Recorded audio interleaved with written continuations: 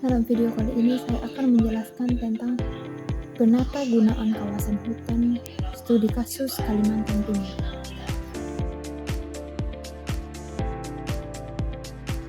Di latar belakangnya adalah kawasan hutan memiliki beberapa peran. Yang pertama, peran ekologis seperti tata air, penyerapan CO2, dan habitat. Berikutnya peran ekonomi, hasil kayu dan non-kayu. Berikutnya ada peran sosial, mata pencaharian dan budaya. Di Kalimantan Timur, hutan luas dan bernilai tinggi, namun menghadapi tekanan pertambangan batu bara, perkebunan kelapa sawit, dan infrastruktur dan kegiatan ilegal lainnya. Adapun beberapa tujuan. Yang pertama, langkah penata gunaan. Jadi apa langkah-langkah penata gunaan kawasan hutan di Kalimantan Timur? Yang kedua, pendekatan terintegrasi atau bagaimana sih menerapkan pendekatan ekologis, ekonomi, dan sosial di Kalimantan Timur. Yang ketiga, dampak perubahan. Apa sih dampak perubahan fungsi hutan terhadap lingkungan dan masyarakat? Yang terakhir, kebijakan. Jadi apa sih rekomendasi kebijakan untuk melanjutkan hutan itu? Berikutnya kita akan membahas definisi penata gunaan kawasan hutan. Jadi, penata gunaan kawasan hutan adalah proses perencanaan untuk menentukan fungsi dan pemanfaatan hutan secara optimal, meliputi pengumpulan data, analisis kondisi, dan penetapan kebijakan berdasarkan prinsip keberlanjutan. Faktor yang dipertimbangkan kondisi biofisik, potensi sumber daya, dan kondisi sosial ekonomi masyarakat setempat. Fungsi kawasan hutan tersebut. Yang pertama, fungsi ekologis atau pengaturan tata air, perlindungan tanah, pelestarian keanekaragaman hayati, serta penyerapan karbon. Yang berikutnya, fungsi ekonomi, sumber kayu dan hasil hutan non-kayu atau rotan, getah dan madu, peluang usaha dan pendapatan masyarakat. Berikutnya, fungsi sosial, mata pencaharian, budaya, dan ruang hidup masyarakat lokal.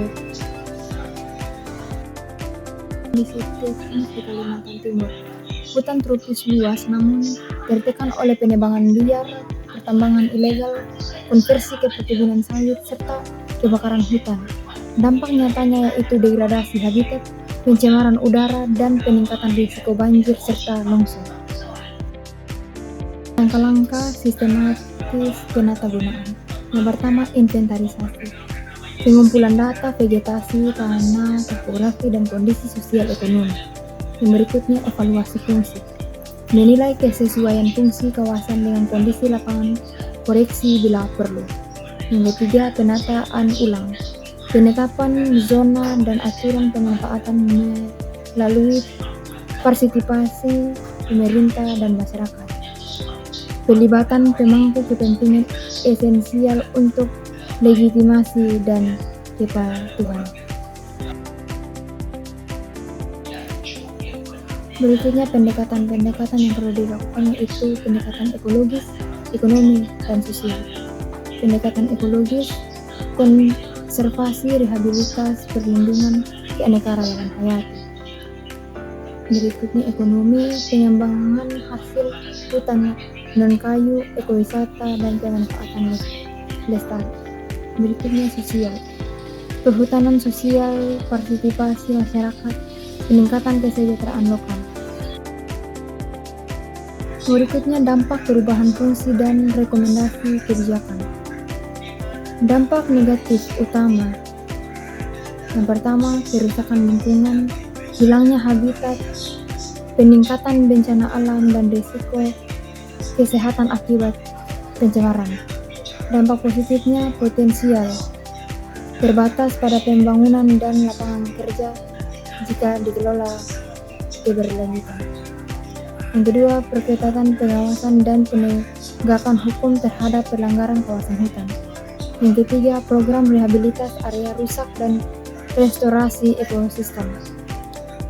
Yang keempat, kembangkan perhutanan sosial dan alternatif pendapatan berbasis sumber daya lestari. Bulan dan saran kesimpulannya, penata gunaan kawasan hutan penting untuk menyeimbangkan pembangunan dan pelestarian. Di Kalimantan Timur, pengelolaan perlu ditingkatkan agar fungsi hutannya terjaga. Sarannya, perkuat kerjasama pemerintah, masyarakat, dan swasta, lakukan penelitian lanjutan untuk mendukung kebijakan pengelolaan hutan berkelanjutan.